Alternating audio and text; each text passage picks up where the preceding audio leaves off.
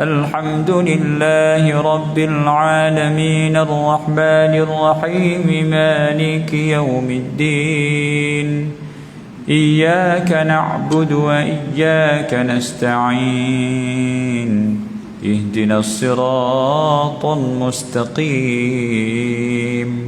صراط الذين أنعمت عليهم غير المغضوب عليهم ولا الضالين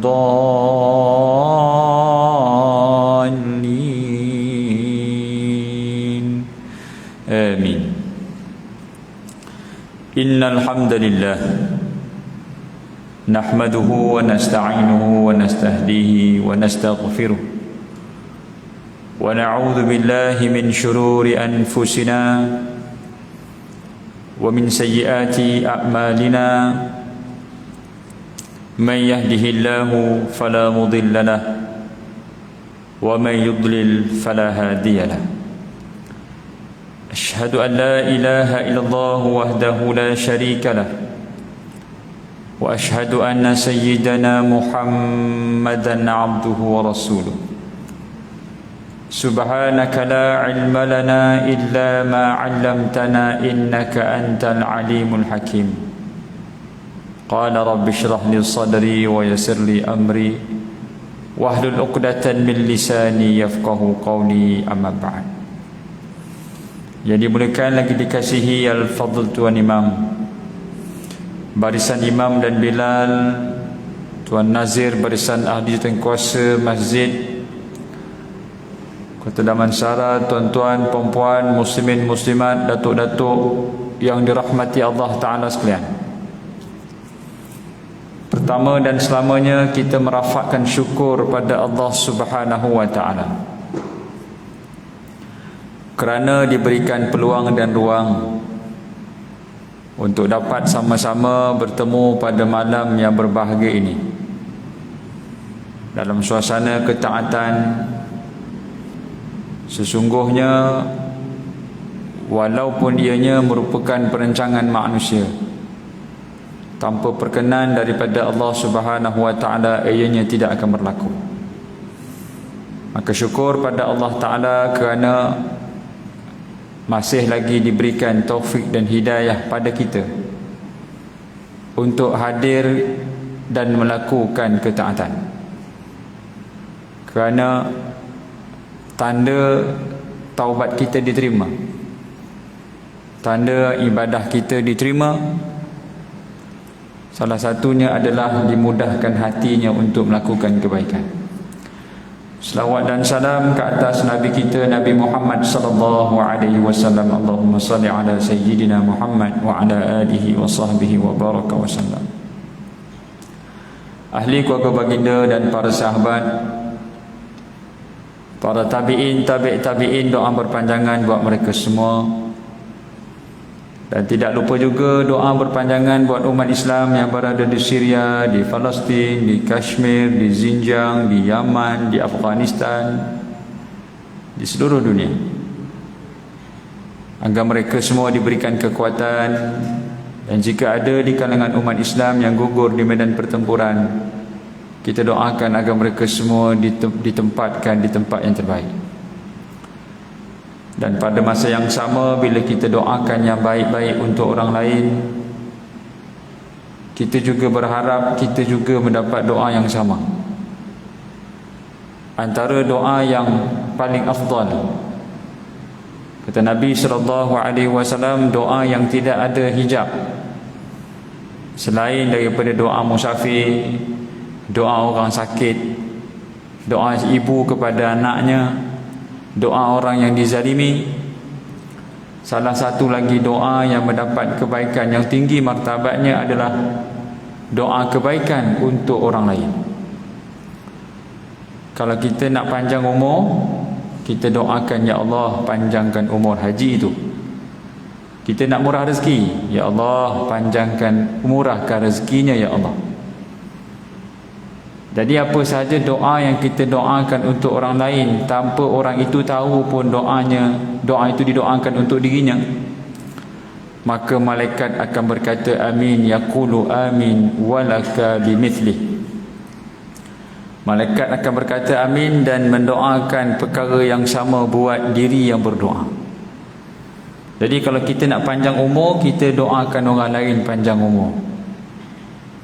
Sebab kalau kita doa untuk diri sendiri, kita seorang je lah yang berdoa. Kalau jemput pula jemaah masjid doa, bukan murah pula harganya, kena masak-masak pula, ya? Panggil orang datang rumah kena masak pula, kan? Kalau doa selamat tak ada makan, takut tak selamat doa tu.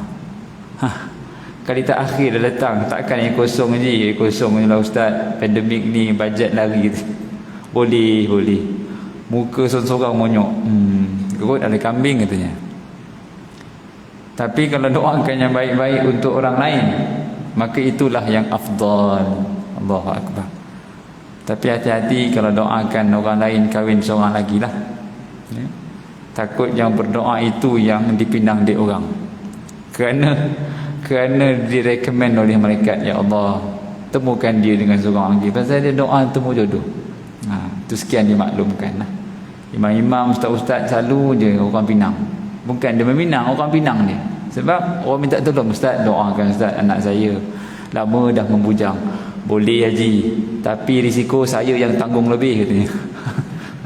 Itu sekian dimaklumkan lah. Tuan-tuan perempuan muslimin muslimat yang dirahmati Allah, maka hakikat kehidupan kita ini adalah pentas untuk diuji. Lagi kita hidup, lagi kita diuji. Lagi kita hidup, ada lagi ujian yang sedang menanti. Kita minta pada Allah, kurniakan aku kekuatan untuk menghadapi ujian itu. Kita tidak lari daripada ujian, kerana kalau mereka yang lari daripada ujian, berarti tidak ada kejayaan untuk dirinya. Orang yang menghadapi ujian, maka dia ada peluang untuk berjaya. Lalu minta pada Allah, ya Allah berikan aku kekuatan untuk menempuh ujian itu. Dan subhanallah, Ramadan yang lalu memberi kesan yang besar dalam hidup kita. Kerana apa? Kerana Allah Subhanahu wa ta'ala telah jemput kita ke bulan yang hebat itu. Bila Allah jemput, berarti kita kena bawa sesuatu keluar. Kalau kita graduan sekolah masak-masak, maka akhirnya kita pandai masak. Kalau kita graduan accountancy, akhirnya kita pandai kira account. Kita graduan law, undang-undang, kita pandailah baca undang-undang. Kalau 2 tahun belajar masak-masak, tapi masak nasi goreng dengan telur goreng je, kita kata apa? Kau ni orang suruh hantar masaklah Korean ke, Italian ke, Mediterranean ke, nasi goreng dengan telur goreng bapak pun boleh masak, marah ayah ni tadi. Sebab simple je masak, mana presentationnya. Bapak dia inspired dengan Gordon Ramsay tu, jadi anak tu hantar ke sekolah masak-masak. Tapi nasi goreng kampung je, ayah nak Italian. Tak ada perform. Maksudnya apa? Maksudnya dia gagal mencedok nilai seorang tukang masak. Kalau habis Ramadan, takwanya tidak dibawa keluar, kita gagal mencedok nilai takwa, kerana kita semua ini graduan Ramadan. Boleh gitu. Jadi Ramadan ini adalah platform untuk kita zahirkan nilai takwa, platform untuk cedok nilai takwa, maka dibawa keluar. Tukang masak ni dia ada platform dia, ada kuali, ada periuk, ada sudip, ada bahan, baru jadi. Itu platform nak nunjukkan skill dia. Kalau dia tukang masak tapi tak ada kuali, nampak tak kehebatan dia? Tak nampak. Kalau seorang mekanik tak ada kereta dia nak betulkan, jadi tak nampaklah kemekanikan dia tu. Dia kena ada kereta baru betul. Dia ni memang betul. Pegang bonet tahu salah apa. Dah macam rukiah dah. Pegang, tahu ini gangguan jin Jerman. Ada mekanik ni, kita bawa kereta, ustaz saya dah tahu dah, bunyi menjadi ada benda yang kat sini. Hebat. Dia kata tak ada hebat pun Ustaz. Hari-hari menghadap kereta. Memang tahu kalau hari-hari menghadap kereta tapi tak tahu nak baca masalah dia, maksudnya dia curi tulang lah. Orang lain yang bekerja dia top up 10 minit. Tak jadilah. Jadi subhanallah, Allah bagi platform Ramadan untuk buktikan kehebatan kita tuan-tuan. Maka nilai takwa itu dia bawa keluar. Nilai takwa yang kita bawa keluar ini, maka kita kena tunjukkan di platform tempatnya, iaitu pertama kata Imam Ghazali dan kitab Bidayatul Hidayah. Yang pertama, nilai takwa akan terzahir pada matanya. Yang pertama sekali yang kita kena letakkan nilai takwa, mata sebelum Ramadan dengan selepas Ramadan beza. Kena bezakan. Sebelum Ramadan mungkin dia tak berapa bersungguh membuat ketaatan. Lepas Ramadan mata itu pandang Quran, pandang Kaabah, pandang bukit, bukau, matahari, terus sampai ke dalam hati. Itu nilai takwa. Ya. Kedua, pada telinganya. Telinga sebelum Ramadan dengan umpat, lepas Ramadan dia tak ada selera dengan umpat, kerana kekuatan hati berjaya mencegah telinganya daripada terus bergelumang dengan dosa. Baru ada nilai takwa. Sebab seronok mengumpat itu sebab ada yang mendengar. Ya. Kalau mengumpat tak ada orang dengar, percayalah tak sedap langsung, boring. Aku nak cerita, aku banyak kerja lain lah. Dengarlah ni aku nak cerita, aku banyak kerja lain lah. Langsung tak ada cerita. Pasal dah kawan tu tak nak dengar. Cuba kalau ada yang dengar, iya. Dia yang iya tu dia sambung 2 jam. Naik cerita tu dah landing dah. Iya ke? Iya. Naik balik episod 2, turun balik. Betul kan? Betul. Iya, aku dah cakap dah gitu. Naik. Sebab apa yang seronok mengumpat? Sebab ada yang mendengar. Jadi bila begitu keadaannya, maka nilai telinga kita jatuh. Kata Nabi SAW, al-mustami', orang yang mendengar umpatan sama dosanya dengan orang mengumpat. Oh, teruk rupanya kalau dengar ni. Ya. Mendengar umpatan sama berat dengan mengumpat. Maka nilai takwa akan terzahir pada telinganya di saat dia ada nilai takwa. Ya, begitu. Platformnya telinga. Yang ketiga, pada mulutnya. Tuan-tuan, mulut yang Allah kurniakan ini akan dipertanggungjawabkan di hadapan Allah Subhanahu wa taala. Ya. Mulut yang tidak ada nilai takwa itu mulut sebelum Ramadan. Lalu masuk Ramadan, nilai itu ditambah. Nilai tambah itu ada pada hatinya, maka hati itu berikan kekuatan pada mulutnya untuk tidak mengumpat, tidak mengeji, tidak menghina dan mencerca. Maka nilai ini dibawa keluar. Maka ada nilai takwa pada mulutnya. Bawa pula ke anggota bawah, tangan.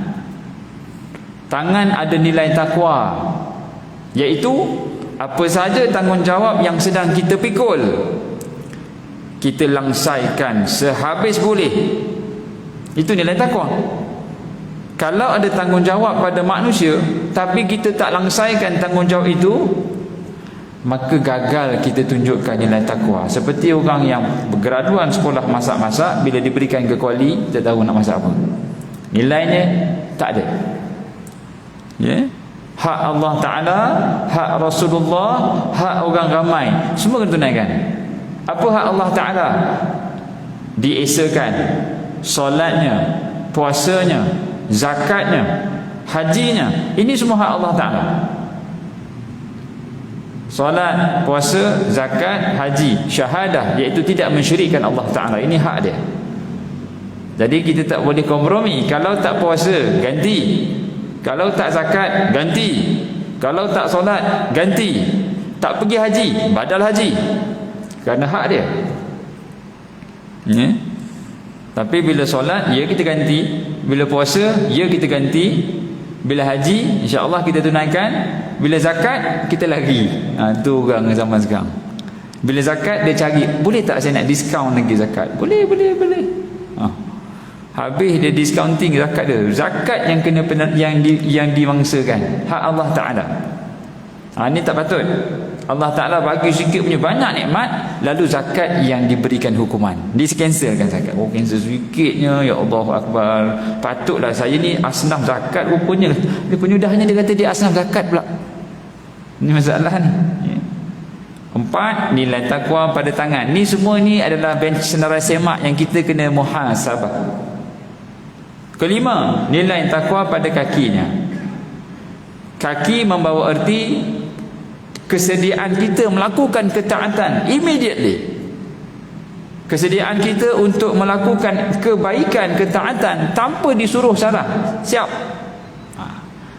Dulu seret-seret juga, alamak, penat lah, alamak, susah lah. Sekarang tak ada dah. Nilai takwa terzahir pada kakinya.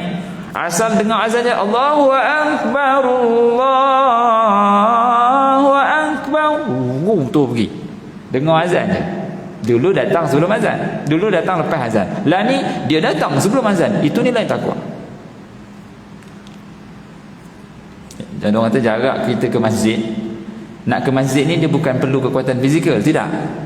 Kalau katalah kekuatan fizikal yang menjadi kayu ukur untuk datang ke masjid, nescaya saf pertama ni semua abang-abang sadu. Kedua semua para maraton belakang. Saf ketiga semuanya cyclist cemerlang. Belakang tu semua ahli sukan. Sebab semua physically tough, hebat. Tapi yang datang masjid macam mana? Lutut sakit, kan, mata tak nampak, apa tu, gigi sakit, pening-pening. Kan, sebab apa? Sebab datang masjid ni bukan kaki kena kuat. Yang boleh datang masjid ni sebab hatinya dah sampai dulu sebelum kakinya mampu gerak. Di mana ada kemampuan, adalah kemampuan. Kalau tak mahu, mampu pun tak datang. Dia boleh lari keliling masjid, lagi singgah tandas masjid pula tu. Bila azan balik. Ini lagi champion. Saya kata tak ada kat sini lah, tempat saya ada. Geram no rasanya. Elok letak tabung. Sebelum masuk jamban, masuk duit dulu. Kan kita nak pancing ke situ. Ada satu tempat tu dia letak tabung depan pintu pagar 2 kali sebab orang nak pergi kerja, masuk duit. Dah macam touch and go dah. Saya cakap kat JK Masjid, lepas ni buat touch and go punya tu. Tap dia, RM5. RM5. Biasa orang nak infak, nak cepat. Jarak manusia dengan masjid bukan jarak kakinya, tetapi jarak hatinya.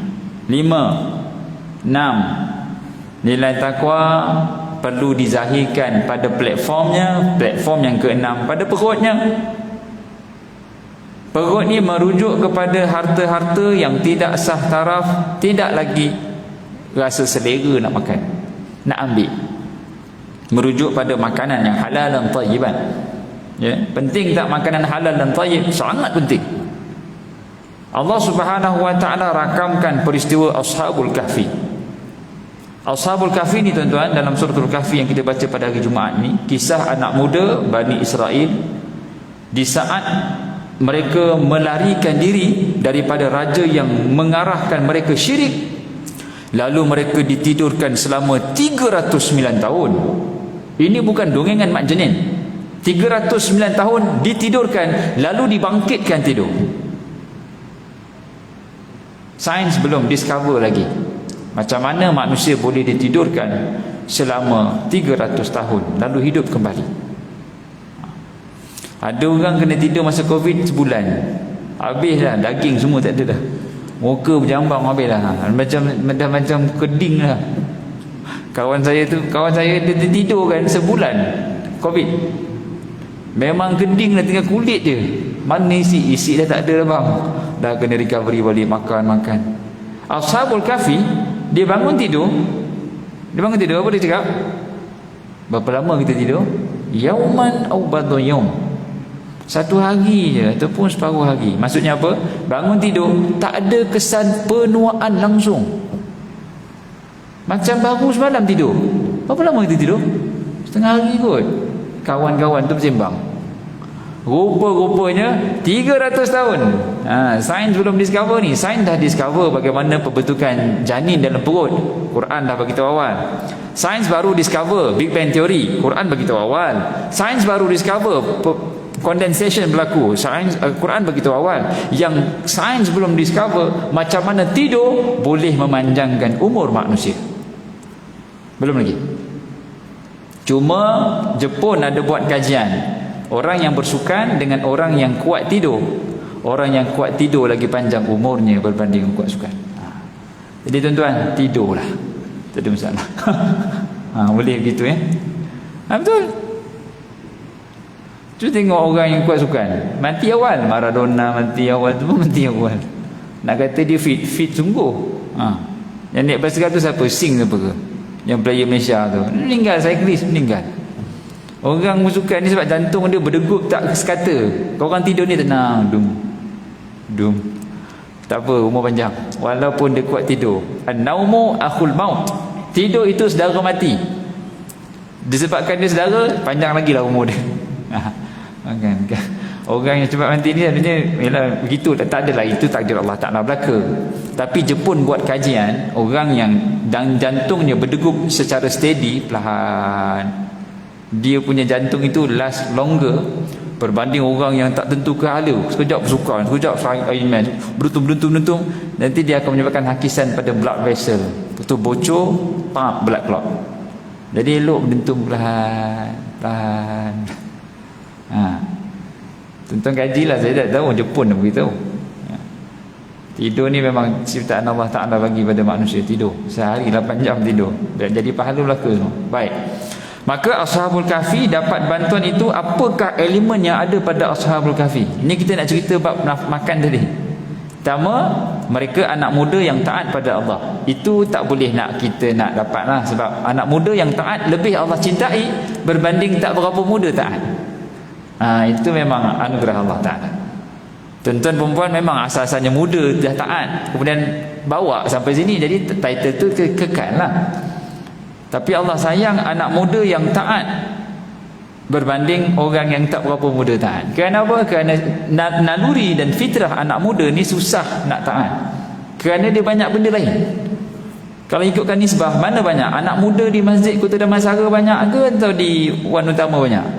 Cuba tuan buat bancian, mana purata umur lagi banyak? Di sini banyak anak muda sikit je, di sana banyak anak muda. Saya tahu lah, dulu saya belajar KDU dulu, Kolej Damansara Utama, ambil A-level tahun 2000 berapa dah, 2004, 2003, 2004, 2005, persiapan nak ke UK, last sekali ke Jordan.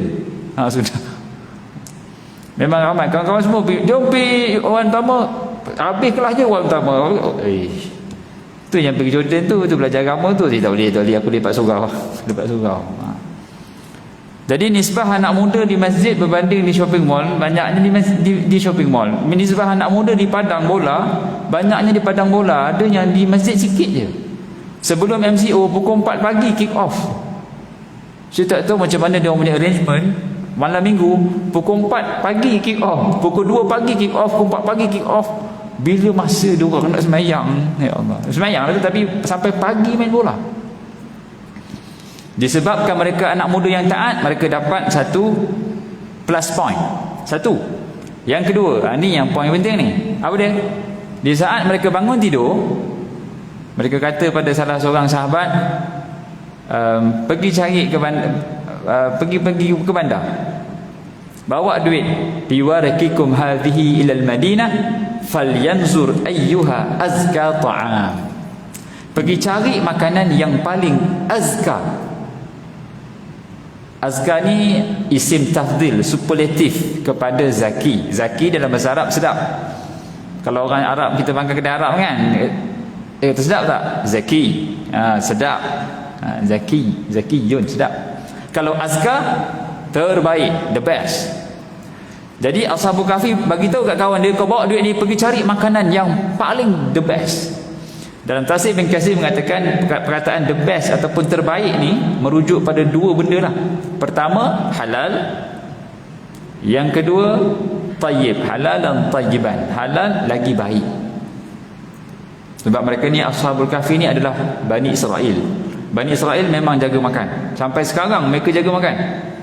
Tuan-tuan buka YouTube, tengok macam mana penyediaan makanan daging kosher. Mereka Kalau nak sediakan makanan untuk rebai ke apa ke, pisau tu ada habuk pun tak boleh. Tukang masak tergelak pun tak boleh. Sebab makruh. Punya jaga. Kita ada tukang masak, okey. Apa tau, dah macam gangster dah. Okey. Pergi pula kedai mamak, janam, lagu jahanam pula dah. Lagu Bollywood besarnya. Makan kita pun sambil tengok Netflix. Langsung tak ada elemen nak berdoa di saat makan. La ilaha illallah. Budak-budak muda lagi lah, abang, minggu ni kita makan ke kedai.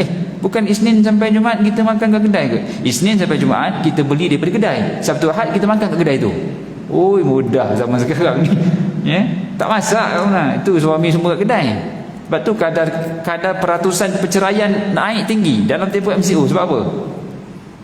Zaman dulu kan orang tua-tua pesan, jaga suami, balik sambut, jaga perut suami. Zaman dulu punya pesan. Zaman sekarang, hak wanita kita ketegakkan. Itu kes perceraian berjum nanti naik tu kes perceraian. Nikah bulan 11, bulan 2 cerai. Nikah bulan 6, bulan 9 cerai. Tak sempat nak bersanding MCO, cerai dah. Hai, saya rasa saya bagi khutbah nikah tu betul dah. Cerai kenapa? Tak serasi lah Ustaz. Tak serasi. Berapa lama hidup? 3 bulan. Bercinta? 5 tahun. Pelik sekarang ni budak-budak muda ni. Sebab apa? Salah satu elemennya makan tidak dijaga. Jadi Ashabul Kahfi ni dia cari makanan yang paling baik, maka mereka layak untuk diberi bantuan tidur selama 309 tahun.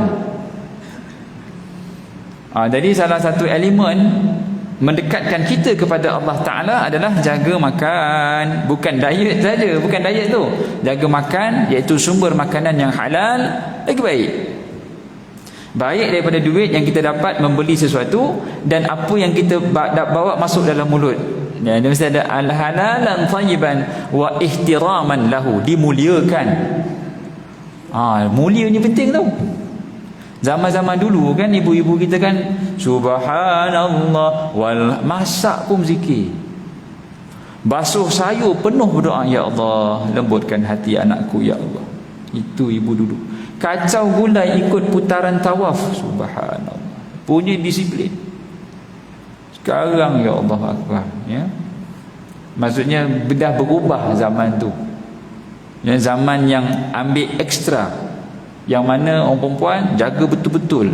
Elemen itu dah makin hilang. Ada, tak dinafikan ada yang masih jaga, tapi dah hilang.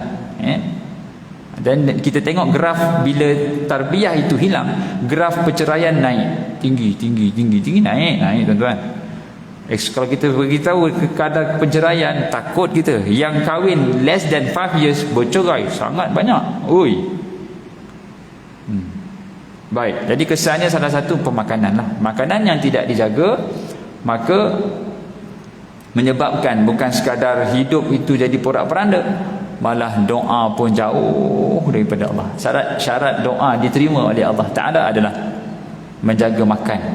Seorang sahabat duduk dalam masjid, ya Rab, ya Rab, ya Rab, wahai Allah, wahai Allah, wahai Allah. Nabi kata, wa ma'atuhumul haram, makanannya haram, wal malbasuhul haram, hartanya haram, fa anna yustajabu laha, macam mana Allah nak terima? Penerimaan pun belum sampai lagi kalau makanannya haram, rezekinya haram, hartanya haram. Maju itu merujuk pada hartanya haram. Tak qualified doa naik ke atas. Allahu akbar. Ya. Jadi bila sebut takwa, elemen platform yang ke-6 iaitu perutnya, maka jaga sungguh platform yang ke-6 ni, iaitu jaga sumber rezeki, biarlah halal, dan kita beli pun makanan yang halal dan tayyiban. Itu kena jaga sungguh. Kalau kita ada investment mana-mana kita usahakan untuk, pertama, akaun tu syariah. Yang kedua, jangan pelaburan yang campur-campur. Kena usahakan. Dia bukan kerja short term punya investment, ini long term kita di hadapan Allah Ta'ala. Kita memang tak akan suka, kita memang tak akan minum arak, tapi kalau kita biarkan kita punya duit dalam pelaburan yang tak patuh syariah, duit kita sedang running bisnes haram.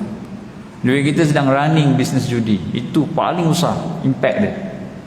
Kita memang tak akan bilang kalau buka kedai arak depan Masjid Kota Damansari mau kita berdemonstrasi. Tak setuju, tak setuju. Haji, tahun lepas berapa pulangan? Dividen saya 20% Ustaz. Fix. Oh, Haji tengok tak mana dia letak duit? Tak tahu Ustaz, yang penting return je. ROI kata. Mesti tengok Haji. Woi, dia macam Haji. Semua kedai-kedai Haji Bangkang tu semua ada. Semua. Macam mana ni Haji? Kita tu mungkin tak perasan. Mungkin tak perasan. Lepas ni kena sedikit cakna dan peka. Supaya apa? Supaya harta yang kita dapat clear. Barulah masuk dalam perut tu tenang. Nilai takwa ni tadi kena buat ekstra. Mujahadah. Baik. Maka itu platform yang kena. Mata, telinga, mulut, tangan, kaki, perut. 7. Nafsunya. Ya, nafsu ni ini adalah salah satu platform untuk zahirkan takwa. Ya, nafsu yang mutmainnah. Ada nafsu ammaratun bisu, ada nafsu amarah yang suruh buat maksiat. Ada nafsu yang mutmainnah yang Allah akan seru di padang mahsyar. Nafsu apa? Ya ayyatuhan nafsul mutmainnah irji'i ila rabbiki radiyatan mardiyah. Yang diseru oleh Allah Ta'ala adalah nafsu mutmainnah. Nafsu mutmainnah tenang. Mutmain maksudnya apa? Tenang. Mutmainnah maksudnya tenang. Tenang je. Dia ada 4 jenis manusia di saat dia diuji. Pertama, marah. Orang langgar kereta kita memang marahnya. Boom, dia buka kereta. Awak ni kalau tak pandai bawa kereta, tu dapur, pegang kuali, jangan pegang steering kereta. Menyusahkan, marah dia. Ada orang cukup marah betul. Sampai yang perempuan bawa kereta tu menggigil. Saya dah tak nak dah bawa kereta. Ada ke pakcik tu suruh saya bawa pegang kuali katanya. Traumatized. Ada yang jenis baran macam tu. Sikit je berlanggar, jumpa saya kat balai. Sudah. Kalau tengah tak kat Arab tuan-tuan, dia tak ada bergesel. Sallu ala Nabi, Allahumma salli ala Muhammad. Khalas. Kita boleh Haji, sallu ala Nabi, Allahumma salli ala Muhammad. Balai. Balai dulu. Mana ada gesel kita baru keluar showroom geram. Balai Pasal nak claim. Kita tak boleh tak sama dengan Arab punya culture. Arab punya culture bertumbuk sallu ala Nabi, Allahumma salli ala Muhammad. Khalas. Dah bertumbuk, ada patah gigi dah. Sallu punya mudah. Kita tak 7 keturunan aku cari kau. Orang kita jangan main. Dia kira 7 keturunan je. Ya. Jadi yang pertama, ada orang marah-marah, maka nafsunya itu benchmark nafsunya. Yang kedua, ada orang sabar. Bahkan terpaksa sabar pun ada. Dia boleh marah tapi terpaksa sabar. Orang langgar kereta dia pun keluar kereta. Patut nak marah macam tadi. Tak apalah, kita pergi balai. Masuk kereta, bini pun tengok, abang tak marah ke kali ni? Ada kalanya kita kena sabar, kata suami tu. Bini pun tengok side mirror, patutlah sabar. Yang langgar ni abang sado macam ni. Dia tak dimarah. Kalau perempuan yang bawa tu mau dia sound tu, pegang kuali. Tapi sebab dah macam ni, ya pakcik, saya salah. Okey. Settle balai. Kalau dia marah tu mau tak pergi balai, pergi hospital dulu baru pergi balai. Pecah gigi dia. Ada orang terpaksa dalam keadaan kita menghadapi ujian, ada orang terpaksa sabar. Sabar adalah satu-satunya pilihan. Sabar. Maka nilai nafsunya rendah lah. Sebab benda yang semua orang boleh buat itu murah. Kalau dalam sebuah syarikat ataupun kedai, perkara ataupun benda job scope yang paling mudah yang semua orang boleh buat, gajinya rendah lah. Kerja awak, ambil barang, letak dekat rak. Barang habis, buka kotak, letak barang. Boleh ya? Gaji awak $1,200 sebulan. Boleh? Boleh boh. Simple. Kalau awak berhenti sekarang, semalam dah ada orang nak apply dah. Sebab benda mudah, semua orang boleh buat. Jadi gajinya rendah. Ya, kalau cashier mungkin mahal sikit, $3,000 sebab dia perlukan skill mengira. Orang pressure ni, sabar. Jadi gajinya mahal sikit pasal dia ada skill. Kalau shopkeeper, kalau yang belakang tu lagi tinggilah nilainya. Jadi benda yang susah dibuat, maka nilainya tinggi. Ya? Jadi kalau boleh marah, semua orang boleh marah. Jadi nilainya rendah. Jadi nafsunya rendah. Kalau sabar, terpaksa sabar, tinggi sikit lah daripada marah. Yang ketiga, orang yang boleh redha di saat ujian datang, dia redha, nafsunya tinggi. Inna lillahi wa inna ilaihi raji'un. Dia pun keluar belakang, tak apalah dik, dah pecah dah pun bumper pakcik ni, tak apa, nanti pakcik ikat dengan dawai je, it's okay. Kalau macam ni punya pakcik langgar semua pun tak apa, it's okay dik, tak apa. Pakcik pun memang dari tadi ikat dengan dawai je. Patutlah tercicik bumper, sikit je scratch, boom jatuh, dengan dawai ikatnya. Tapi nak ceritanya, dia letakkan pada Allah, inna lillahi wa inna ilaihi raji'un, maka nafsunya tinggi. Kerana apa? Nafsunya telah pun tunduk dengan takdir Allah Ta'ala. Yang keempat lagi tinggi, iaitu orang yang boleh bersyukur di saat hujan datang. Orang langgar kereta dia, Alhamdulillah. Itu lagi tinggi tuan-tuan. Bini pun tengok, abang ni lain macam makam dia ni. Alhamdulillah, orang langgar kereta, boom, senyumlah, Alhamdulillah. Kenapa bang? Anak kita beli kereta baru lah lepas ni katanya. Sudah, dia Alhamdulillah kot lain. Tak, Alhamdulillah, sebab orang langgar kereta, orang tak langgar kita. Orang yang boleh bersyukur di saat diuji sebab dia mengira masih lagi banyak nikmat. Apa nak kisah? Nikmat banyak lagi tak syukur ni. Nikmat yang hilang is okey, yang masih berbaki tak sempat nak bersyukur. Itu nilai orang yang hebat. Nafsunya tinggi. Jadi nafsu yang ada nilai takwa, yang kita dah cedok dalam bulan Ramadan, nak apply dalam hidup kita, adalah nafsu yang ada, yang tenang, mutmainnah. Dan yang ke-8, yang terakhir insya-Allah, nilai takwa ada pada akalnya. Ya. Akal ni Allah Ta'ala kurniakan pada semua manusia. Allah tak kurniakan akal pada binatang. Kalau binatang ada akal, berebut kita ni nak sembahyang sebelah rimau, singa, semua ada, sebab semua berakal. Akal ni Allah bagi, Allah akan tanya esok. Ya. Kalau akal ni tidak dipandu dengan agama, Allahu Akbar, teruk. Saya duduk New Zealand 4 tahun tuan-tuan. Tahun 2009 sampai 2012. Kebetulan ditakdirkan saudara isteri saya belajar di sana. Jadi lepas habis Jordan tu terus pergi ke New Zealand. Jadi tour guide dah nak muntah monggik dah. Asyik pergi Queenstown, dah bawa kereta, dia tak larat dah. Kalau duduk stay lama sikit, memang confirm jadi PR sana dah. Sebab cakap balik jugalah, balik. Tapi mereka punya lifestyle, mereka letakkan akal macam binatang lah. Dia kata binatang boleh bogil, kenapa kita tak boleh bogil? Katanya ada debat. Dia ada satu event dia panggil Abrahamic Religion Circle, himpunan agama-agama Nabi Ibrahim. Ada Kristian situ, ada Jewish situ, ada Yahudi. Ada orang Islam. Happen to be orang Islam, saya wakil dah. Dia nak orang Melayu lah. Kita mana pandai cakap orang putih. Saya kata boleh lah, tapi saya cakap Melayu boleh. Tapi ialah antara argumentnya human right. Saya cakap kita memang kena ada human right. Kita memang perlu ada freedom. Tapi freedom yang terpandu dengan agama. Kalau freedom kita level binatang, itu masalah. Dia sampai buat hari the naked day, hari telanjang. Hilang habis sifat nafsu tu. Dalam keadaan dia nak telanjang tu, malu pula pakai topeng. Bawah tak ada baju, kepala bertopeng. Ini kenapa pakai topeng? Dia kata malu. Nampak? Siapa yang terjemahkan malu tu? Akal lah. Akal yang terjemahkan adanya malu.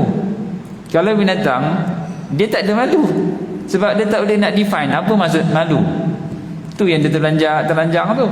Jadi manusia, bila Allah bagi akal, kena letakkan nilai takwa di situ, parking tepat sebelah. Ya. Maka kalau kita jahil bab agama, kena planning macam mana nak faham bab agama. Kalau kita tak pandai mengaji, kena rancang macam mana aku nak pandai mengaji. Kalau kita jahil bab fiqh, kena rancang macam mana aku nak faham bab fiqh. Tapi sayang, ya, kerana memahami ilmu agama itu mungkin prioriti yang bawah dalam hidup kita, dan kita tak letakkan di tingkat yang lebih tinggi. Jadi tuan-tuan, saya kira lebih kurang begitu saja pengisian malam ni. Tak boleh panjang. Pasal saya ada jemputan Aidilfitri lepas ni. Jadi tak boleh panjang nanti kan, tak sempat nak sampai ke sana. Dia apa yang baik itu daripada Allah Subhanahu Wa Taala. Yang kurang itu kelemahan diri saya, mohon maaf di atas kekurangan. Terima kasih di atas jemputan dan perhatian. InsyaAllah kalau lepas pada bulan-bulan depan kita boleh start berkitab untuk dijadikan bahan silibus kita bersama, insyaAllah. Kullu ma tasma'un. Bagi yang baru nak kenal, saya Ustaz Safran Jamil bin Abdul Razak, Imam 1 di Masjid Al-Mardiyah, Taman Melawati, Selangor. Dulu graduan daripada Syariah dan Undang-Undang di Jordan, pernah berkhidmat imam di New Zealand selama 4 tahun, dan balik ke Malaysia berkhidmat sebagai Ketua Pegawai Syariah di Hong Leong Takaful, di Great Eastern Takaful, dan beberapa syarikat Takaful lagi sebagai penasihat syariah dan pemantau syariah di Takaful kelas pernah di Prudential Biasan Takaful. Dan sekarang ni full time sebagai imam di masjid. Alhamdulillah, insyaAllah. Assalamualaikum warahmatullahi wabarakatuh.